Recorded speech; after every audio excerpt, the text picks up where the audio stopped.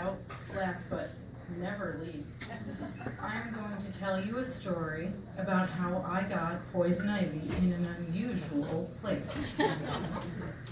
My friend, who, if you ever go to the Red Dot, you will see she is one of the bartenders there. Her name is Cassie. We were in 7th grade together, and we went to Hawthorne Valley, wholesome, sweet, innocent Hawthorne Valley.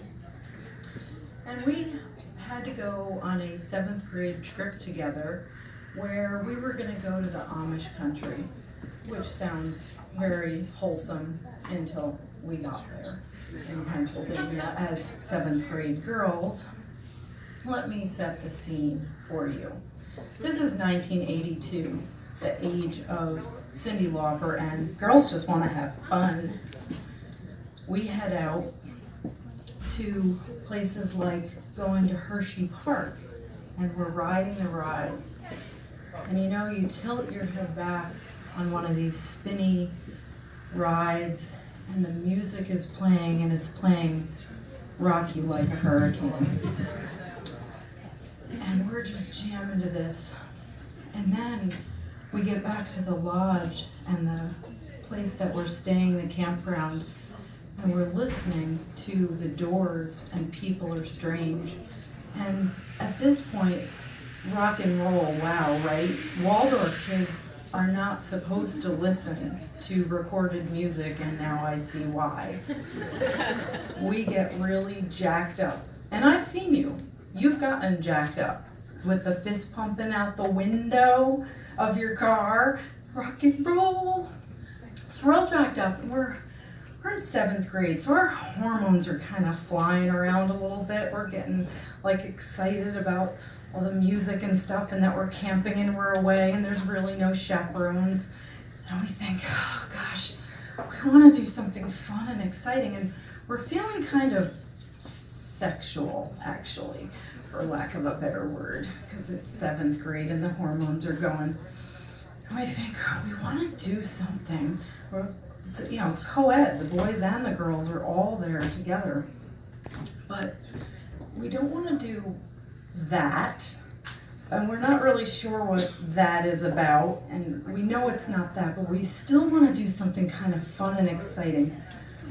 So we put our heads together and we think, what can we do? It's a little risky to get some of this energy out. We come up with a brilliant plan. We're going to flash one of our male classmates, or more, depending on who's around at the time. Now, you need kind of a long coat if you're a flasher, but we didn't have our coats, but what we did have is our denim vests. Now, what is sexier than a denim vest? Come on, these things are still in style now. So we strip off our clothes from the top up, and we put on our denim vests because we're going to show our itty-bitty titties to some, if not more, of our male classmates. They're in for a treat. Girls Gone Wild here. It's gonna happen. So here we are. We're in, well, you kind of get the picture. Like, 50-year-old breasts are not 7th grade itty-bitty titties here. But you get the picture. So we head out, and there's this trail in the campground that everybody has been going by that night, and they're all running around too, because they must be jacked up on rock and roll too, like we are. We get in the woods, and we've got our denim vests on and nothing else, and it's very exciting. Oh, it's gonna happen. We are gonna flash somebody. So we're waiting, and we're waiting, and we see coming down the path the height appropriate sized male student. Yes, here it goes. He's gonna be really excited, and this is gonna be so exciting. So here he comes in. Ah! Oh no, the horror. I really think now that teachers should have a height requirement. We just flashed our teacher! That was not our intent! We start running like hell, like Pink Floyd says, run like hell. And we run into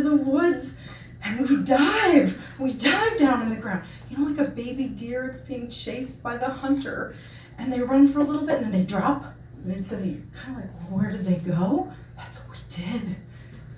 And phew, he went on his merry way. He didn't do anything to us. He first yelled. He seemed like he was going to come after us, like we were going to be in some kind of trouble. But we weren't. We were home free. So a few days later, I got a reminder of the incident because across my entire chest was nothing but poison ivy. Thank you very much.